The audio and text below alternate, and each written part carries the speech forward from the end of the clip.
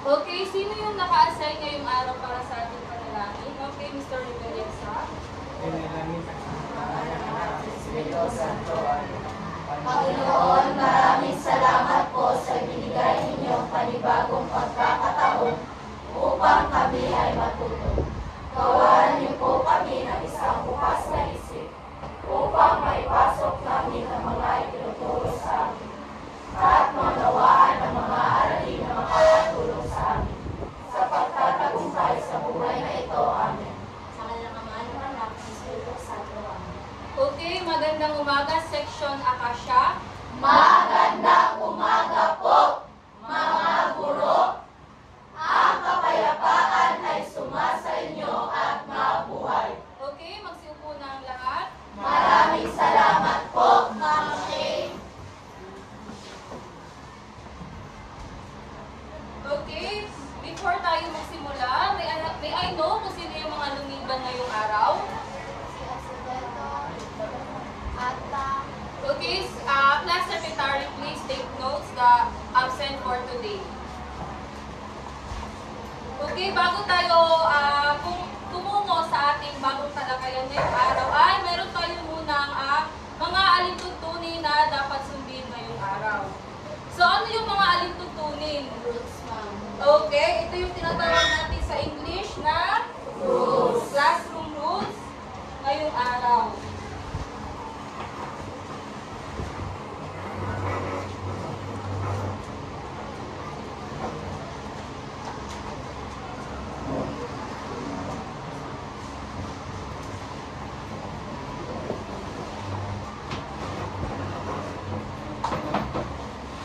Okay, pakibasa all girls. Magpahinga sa lalagyan. Makinig ng mabuti at sumunod sa guro. Iwasan ang paggamit ng gadgets na walang pahintulot. Makilahok ng aktibo at may paggalang. Maging magalang sa lahat ng oras. Okay, maasahan ko ba sa inyo ito, Akasha? Yes, ma'am. Okay, maraming salamat. Okay, bago tayo tumungo sa ating bagong talakayan ngayong araw, ay magbalik-tanaw muna tayo o magbalik-aral muna tayo sa ating naging talakayan noong nakaraang linggo. Okay, meron akong inihanda sa inyo na laro at sasabihin nyo lang sa akin kung anong kung saan nabibilang o saang subsector ng agrikultura nabibilang ang mga patakaran at programa. Di ba nung nakaraang linggo is tinalakay natin yung mga patakaran at programa sa agrikultura. Okay, yung unang tanong is Comprehensive Agrarian Reform Program o yung tinatawag natin na CAR 2003. Yes, mabulang. Okay. Pagsasaka at pagtatanim. Pangalawa, Community Livelihood Assistance Program. Community Livelihood Assistance Program. Any other hand?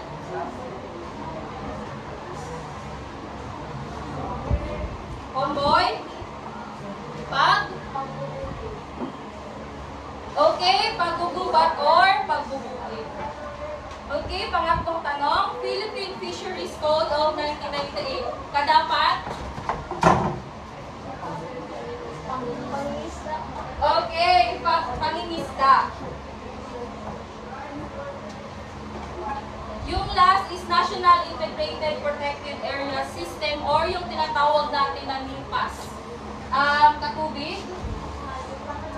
Paghahayupan? Ugon? Okay, ito ay nabibilang sa pagtutroso o pagbubuhat. Okay, bago tayo pumunta sa ating bagong talakayan ngayon, ay meron na naman akong ihanda sa inyo na aktibidad. So, familiar ba kayo sa Guess the Gibberish? Yes. Guess the Gibberish? Okay, ano yung Guess the Gibberish, ma'am? So, ano na siya? For example, meron akong pinakita nga poultry. Instead na sasabihin nyo na poultry,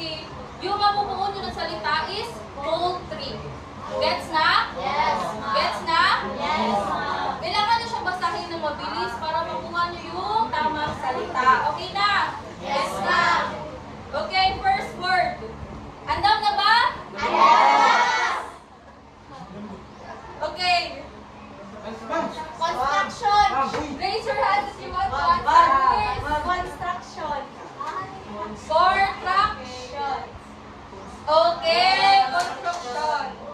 Pangalawa. Ay, baliktad. Ay, Ah, ma'am. Ay, ma'am. Paghimina. Okay, paghimina. Pangatlo. Ay, ma'am. Ay, ma'am. Sahay. Utilities. Pang-apat. Ay, ma'am. Dana. Okay, elektrisidad. At yung panghuli. Ay, ma'am. Ay, ma'am. Ay, Sige, Onyasa. pagpamanufaktura. Okay, pag-manufaktura. So, batay sa mga nabuo ninyo na mga salita o parirala, tungkol saan kaya ang mga salita na ito? Sa tingin ninyo, anong sektor kaya nabibilang ang mga salita ito? Okay, raise your hands. Yes or yes? Okay, so ngayong araw ay tatalakayin natin ang Sektor ng industriya. sektor ng industriya.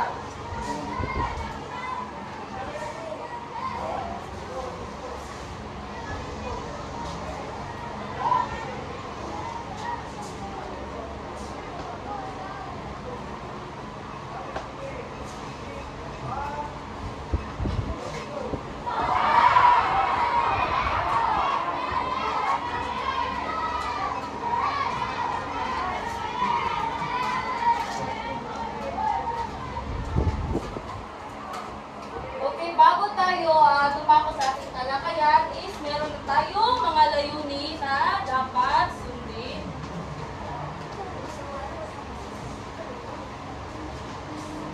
Okay, pakibasa sa layunin. Natutukoy ang iba't ibang subsektor ng industriya at ang kanilang gampanin sa pag-unlad ng ekonomiya. Naipapakita ang pagpapahalaga sa sektor ng industriya sa pagbubuo ng ekonomiya at pag-unlad ng bansa. Nagpapabuo ng isang maayos at makatotohanang pagkain makakatulong sa sektor ng industriya. Okay. So, ano nga ba ang kahalagahan ng sektor ng industriya? Thank you, thank you.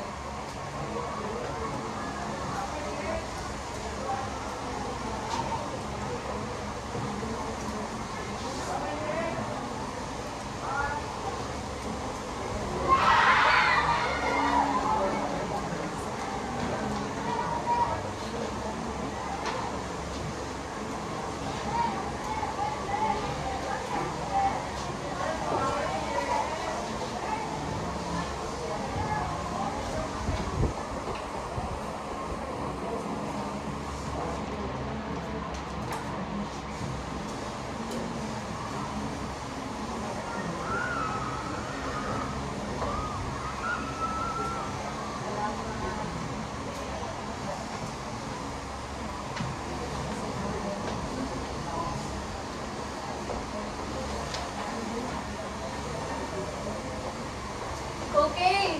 Talakayin muna natin kung ano yung kahalagahan ng industriya.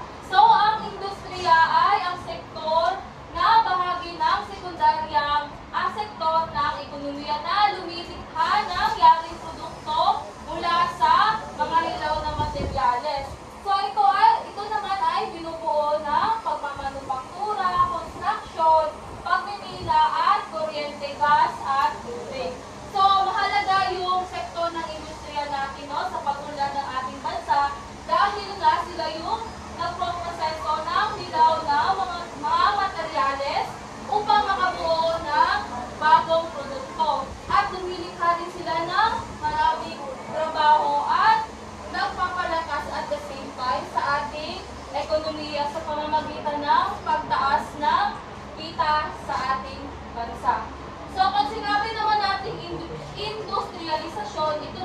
tinatawag sa paggamit ng makinarya at makabagong kagamitan sa industriya.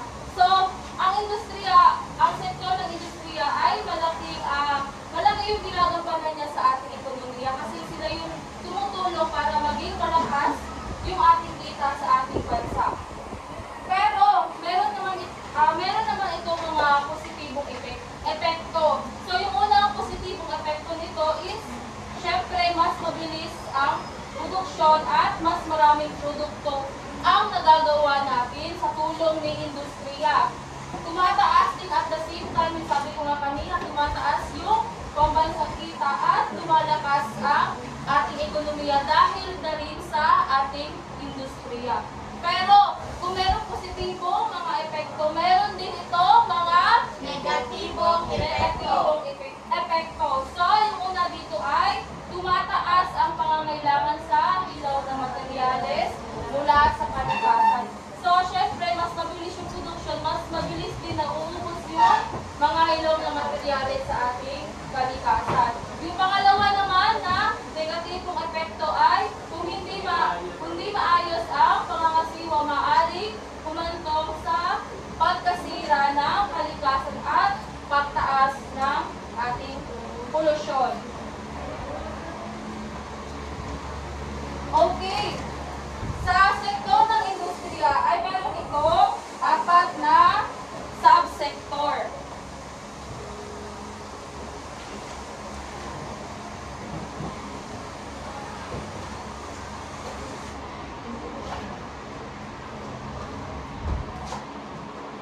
So, mga bumubuo na sa sektor ng industriya. So, we have pagmamanufaktura, construction, pagmimina, kuryente, gas, at tubig. So, unahin natin yung pagmamanufaktura. Pakibasa. Lahat.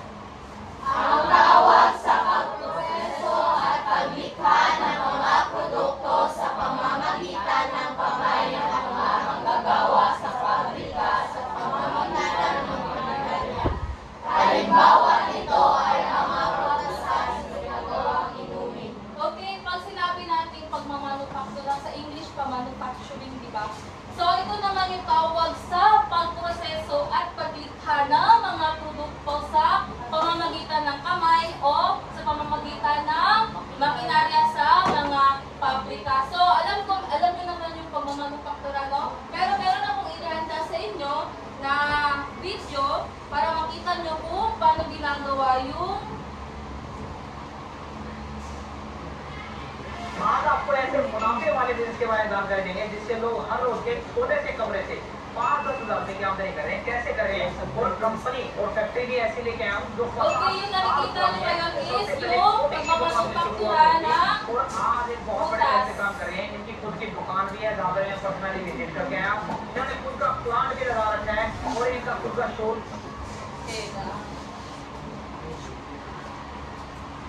So, yan yung plantation nila.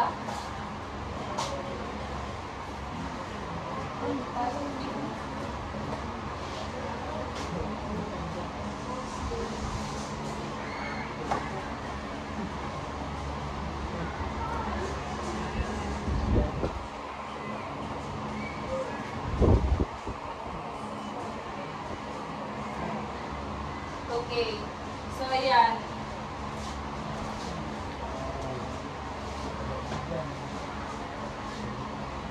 So, makikita niyo yung proseso ng ilaw na materyales papunta sa bagong produkto.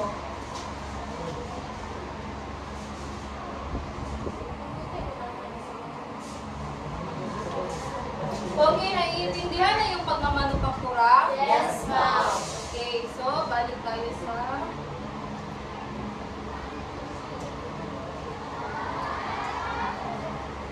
So, yung pangalawa naman sa subsector ng industriya is yung tinatawag natin na pagmimina. So, ito naman daw yung proseso ng pagkuha ng mga mahalagang metal, di-metal at enerhiya upang iproseso at gawing bagong produkto. So, halimbawa nito is yung ating mga sinusuot na jewelry, ginto, mga hikaw at alahas.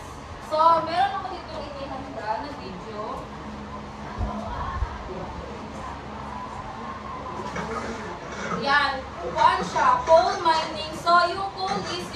ginagawang isa siyang mineral na kinukuha pa. Siya yung nag-produce sa atin ng kuryente. Siya yung ilaw na materials na ginagawa para makabuo ng kuryente. So, ingana na siya.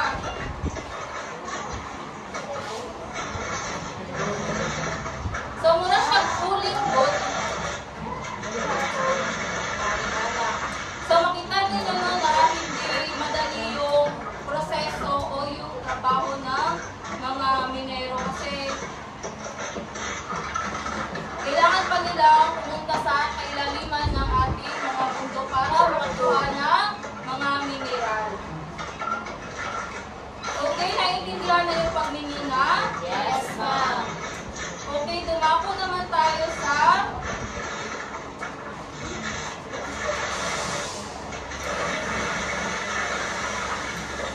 okay, wala siya nang okay, yung pangatlo naman sa sektor ng industriya is yung tinatawag natin na construction. So, ito naman daw yung tawag sa pagpapatayo ng mga istruktura o plantation, pagawaan, gusali at iba pa. So, sila yung inatasan na gumawa ng mga kalsada at tulay. Sa halimbawa nito is yung mga proyekto na binibigay sa atin ng ating pamahalaan. Okay na? Construction? Yes. So, yung panghuli naman is yung utilities o yung tumutukoy sa ating elektrisidad, gas at tubig. So, ito naman daw yung tawag sa pangunahing kailangan upang maisakatuparan ng mga kumpanya ang kanilang produksyon. So, mahalaga ang papel ng pamahalaan sa pagsiguro na maihatid ng maayos ang mga serbisyo ng naturang mga kumpanya. So, nakabantay mo nga ka ng pag magtaas yung presyo ng singil sa ating kuryente is kailangan dapat updated si pamahalaan sa ating mga gasolina. So, kailangan talaga na yung pamahalaan is nagiging sila yung pinakamahalagang papel sa pagtatakda ng mga presyo when it comes sa ating elektrisidad, gas, at tubig. Okay na? Naiintindihan mo yung mga subsector ng industriya? Yes, ma'am. Okay, ngayon dumako naman tayo sa mga programa na may kaugnayan sa pagpapaunlad sa sektor ng industriya. So, yung unang programa na ginawa ng ating pamahalaan is yung tinatawag natin na TGER or yung Task Group on Economic Recovery. So, ang programa na ito ay naglalayo na masiguro makabangon pagkatapos ng pandemya. So, sa madaling salita, no, nabuo tong PGER dahil sa ating suliranin noong pandemic. So, upang matiyak na mapanatili natin ang pagpapalawak ng sektor sa pagmamanufaktura sa mga darating na buwan. So, si Task Group Economic Recovery is ginawa siya ng ating pamahalaan para masiguro makabangon tayo pagkatapos nung ating suliranin sa ating pandemya or yung pandemic natin na nangyari last year. So, yung pangalawa naman na programa na initatag ng ating gobyerno is yung Small Enterprise Technology Upgrading Program o yung tinatawag natin na SETUP. So, naglalayo na mapataas ang produksyon at pagiging efficiente ng micro, small, and medium enterprise. Ma'am, ano yung micro, small, and medium enterprise? So, ito yung mga hanap buhay ng ating mga mamayan. So, maliliit lang yung negosyo nila. For example, sari-sari store. So, itinatag ng pamahalaan ng SETUP para makatulong sa mga micro, small, and medium enterprise. So, yung pangatlo naman is yung Business Elevation through SNT. So, ito naman daw yung programa para sa industriya na dinisenyo upang tumulong sa mga kumpanyang pag-aari ng Pilipino para sa paglinaw ng kanilang produkto. So, in simple words, yung Business Innovation through SNT is binuo siya dahil sila yung sumusuporta sa mga negosyanteng Pilipino natin. So, yung panghuli naman is yung Rose Leveraging Linkages Force, Industry and Trade or yung natawag natin na Roll-It. So, ito naman daw yung programa ng gobyerno na magpapabilis sa pagdala ng produkto.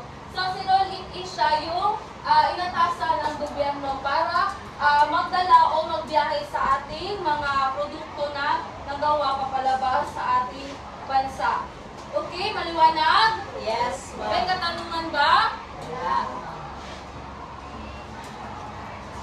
Okay, ako yung magtatanong. So, bilang mag-aaral, kung ikaw ay mabibigyan ng pagkakataon na magtayo o paunlarin ng isang industriya dito sa ating lugar, ano ang itatayo mo at bakit?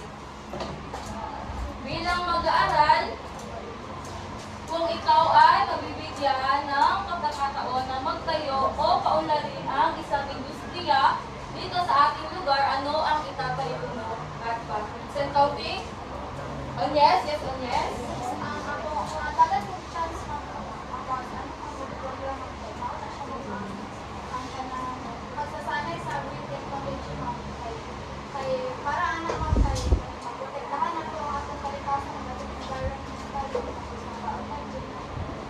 Okay, thank you on yes. Other answer? Other answer? Oh boy? Naki-answer? Ah, sige.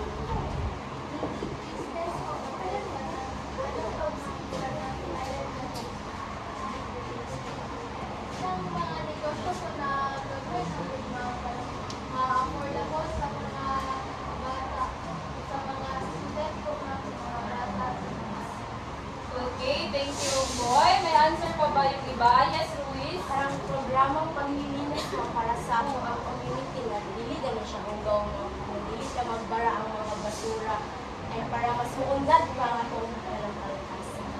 Okay, thank you. Maraming salamat sa inyong mga kasagutan.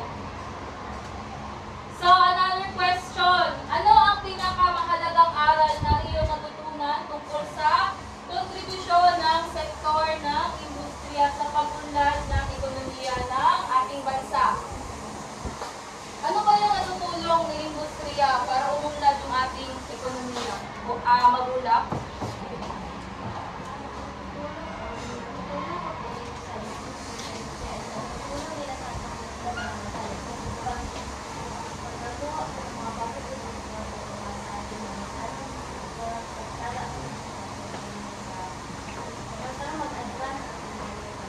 Okay, so dahil kay sektor ng industriya, no, sila yung nag-produce ng mga bagong produkto na siya naman talagang ikatutulong sa ating ekonomiya dahil sa industriya is marami tayong nagagawa mga bagong produkto na sila yung lumilikha para mas maging mataas yung ating pambansang kita sa ating bansa at siya naman talaga na ikakatuwa ito ng ating ekonomiya dahil tataas nga yung ating kita sa ating bansa. Okay, for your group activity, think, pair, share. So, alam niyo ba yung think, pair, share? No. So, I will group you in, ayun na lang maghanap ng inyong kagrupo. At 2 person lang. 2 person. And then, paluto. Pag-isipan muna ng tahimik ang tanong tungkol sa sektor ng industriya. Pagkatapos ay ibahagi at talakay ng iyong sagot kasama ang kapares pagkatapos iulat sa buong klase ang iyong napag-usapan. Okay, ito yung mga katanungan na inihanda ko para sa inyo. Okay, dito ko magrupuhan ako mga bride. Sige. Sige, go! Isulat na sa inyong papel, 1 whole. Okay, 3 minutes.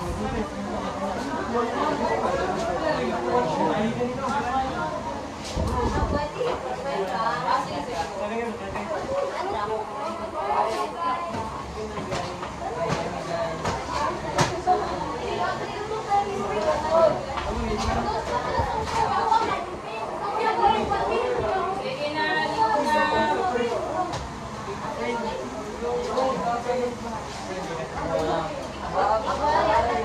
Okay, 2 groups lang ha.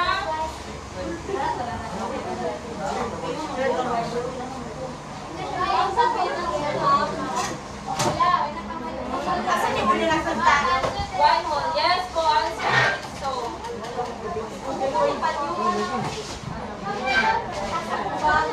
Oh, mga yan. 1, 3 questions.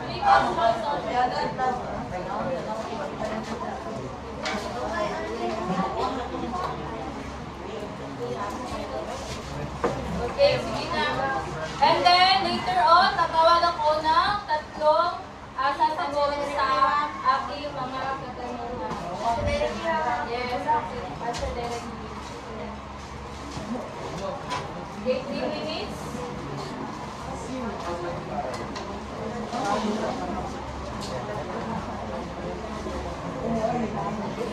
And then, please be guided by the rubrics.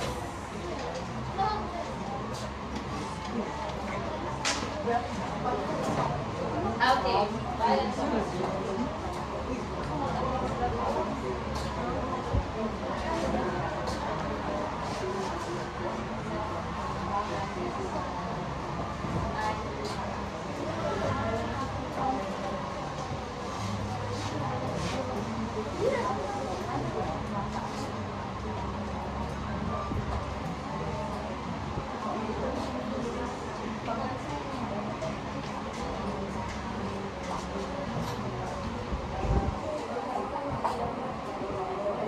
Okay, 2 minutes.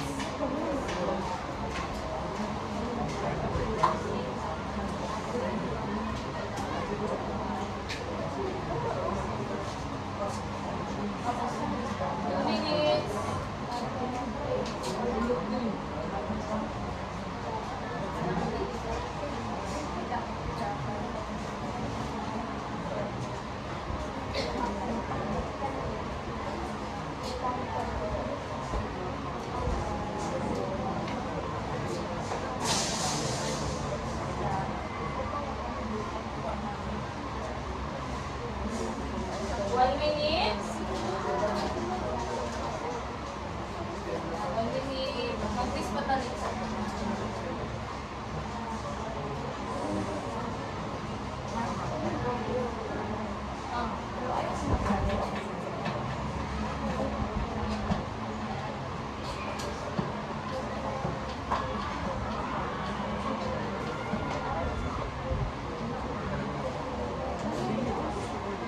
Okay, tapos na ba?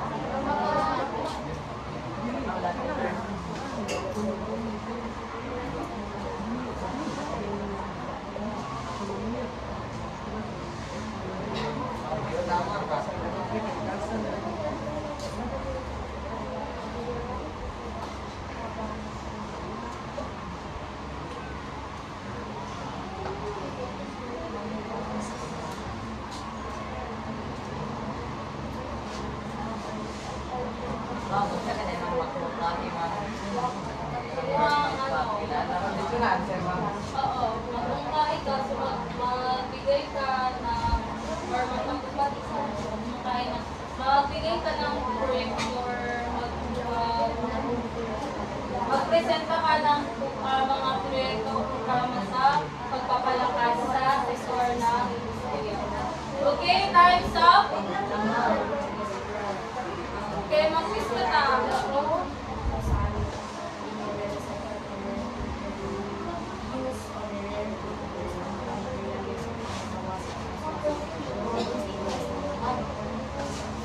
Okay, for question number 1, paano nakaka-apekto ang pag-unlad ng sektor ng industriya sa kalikasan at ano ang maaaring gawin upang mapanatili ang balanse sa pagitan ng pagproseso at pangangalaga sa kalikasan? Okay, who wants to answer number 1? Who wants to answer? Sige na, number 1, okay, on yes. Nag-aapekto ito sa pamamagitan ng pagpopulasyon at pagkasira ng lahat at para mapanatili ang balanse sa pamamagitan ng sustainable practices and responsible external management. Okay, very good on yes. Other answer, please. Ang pag-unlad sa sektor ng industry may nagdudulot ng mga produkto na ginagamit ng hangin, tubig, at mga lupa dahil sa paggamit ng ating physical tools sa pagkakamit ng kasalaman at deforestation. At upang mapanatili lamang ang balanse, maaaring matupad natin ang mahigpit na regulasyon. Teka ng sila ka ng sabi. Here we go. Sa waste management, like magagamit pa ang renewable energy at ipatupad ang deforestation. Okay, very good. Yes. So, yung pangalawa naman natin katanungan is, ano ang mga suliranin o hamon ng karaniwang nararanasan ng sektor ng industriya at ano ang maaaring solusyon dito magbigay ng isa? Homeboy? Ano po ma'am, parang ang isang malaking hamon ng ano po ma'am ay pollution po ma'am. Ang yan solusyon po ma'am para magbigay regulasyon sa paligiran at paggamit ng mga standards natin. Okay, yes, Ogbon. Nakaiduga. Una dali ang pagkulangan sa ilang ng mga materyales ma'am. Isa po solusyon dali ay ang pagtaguyod ng mga lugar, supplier, at paggamit ng mga alternatibong materyales upang magawasan ang pag-asa sa mga Okay, very good, Ogbon. Okay, for question number 3, kung ikaw ay bibigyan ng pagkakataon na magmungkahi ng proyekto o programa para sa pagpapalakas ng sektor ng industriya, ano ito at bakit ito ang napili mo? Yes, Onyasa? Ang pipiliin ko ay intermillennial program. Ito ay nagtutulong sa pagsalba ng mga hayop sa kalsada at magtutulungan ko sila makalag ng bahay na gamitin. Okay. Other answer? Villasor? Gagawa ako ng blog na tinatawag na Green Language Initiative kung saan bibigyan ng insentibo ang mga kanyang gumagamit ng eco-friendly na teknolohiya at sustainable practices. Ito ang napiling ko dahil ilo ito sa pagpapalakas ng industriya ng hindi nakakasihan sa kanila. Okay, very good. So, lahat ng kasagutan ninyo ay tama. So, ngayon ay tutungo naman tayo sa ating pagtataya. Please get 1/4, 5 items only.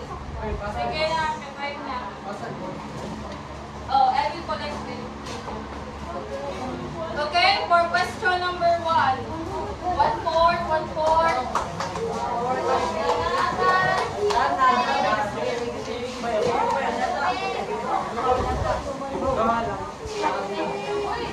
Okay.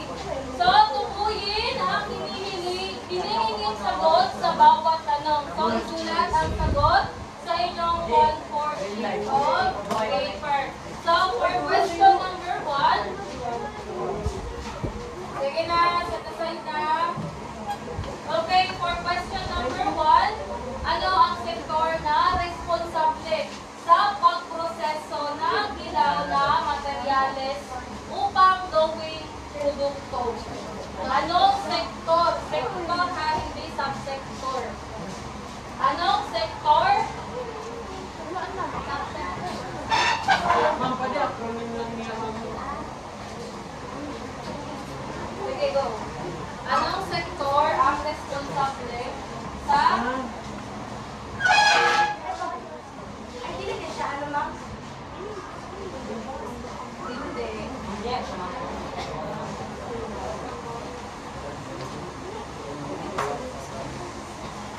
Okay, question number 2. Anong subsector ng industriya ang tumutukoy sa paggawa ng mga produkto mula sa hilaw na materyales gamit ang makinarya at iba pang kagamitan? Anong subsector ng industriya ang tumutukoy sa paggawa ng mga produkto mula sa hilaw na materyales gamit ang makinarya at iba pang kagamitan? Okay, for number 3, alin subsector ng industriya ang may kinalaman sa pagkuha ng mga likas na yaman tulad ng pagkuha ng ginto, enerhiya, metal at di-metal?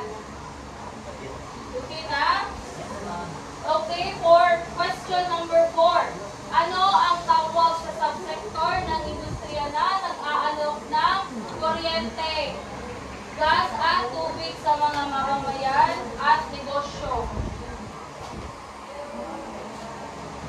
And for question number 5, anong subsector ng industriya ang may kinalaman sa pagtatayo ng mga gusali, kalsada, at iba pang infrastruktura.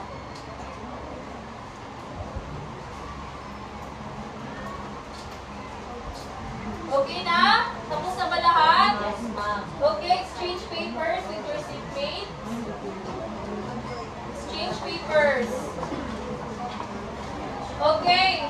So, for question number 1, sector ng industriya. Di ba sabi ko, sector, hindi subsector. So, anong sector? So, pangalawa is pagmamanufaktura. So, ang pagmamanufaktura, sila yung inatasan na gumawa ng mga bagong produkto gamit ang makinarya. Pagmimina, number 3, yung pagkuha ng ginto, metal at di-metal. Utilities, number 4. At yung number 5 naman is construction, yung construction ang naatasan sa paggawa ng mga gusali at mga kalsada. Okay, who got 5? 5, sure?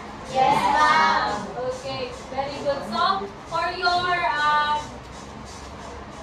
assignment, magsaliksik ng isang balita o artikulo na tumatalakay sa kasalukuyang kalagayan ng isang partikular na industriya sa ating bansa. So, halimbawa nito is yung industriya sa tela o pagkain. So, basahin at unawain ang nilalaman nito. Pagkatapos ay sagutin sa maikling talata ang sumusunod na tanong, isulat sa inyong kwaderno ang mga sagot. So, yung unang tanong is ano ang pinakamahalagang impormasyon na iyong natutunan mula sa nabasang artikulo? At yung pangalawa naman na tanong, anong hamon o issue ang hinaharap ng industriyang ito at ano ang maaari mo imungkahi bilang isang solusyon? Naintindihan ba? Yes, ma'am. Okay. I think it's 5 na. So, Mabula, can you lead the closing prayer?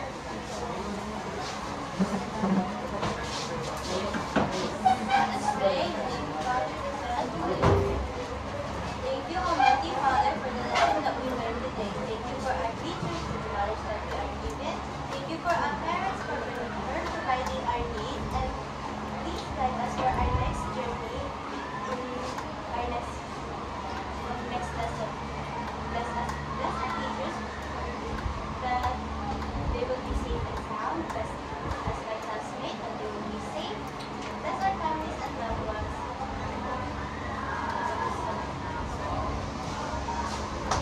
Okay, maraming salamat sa inyo, Amanda. Maraming salamat po, mga guro.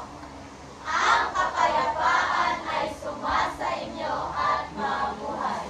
Okay, submit your 1/4 of this, your 1/4. Okay. Ano?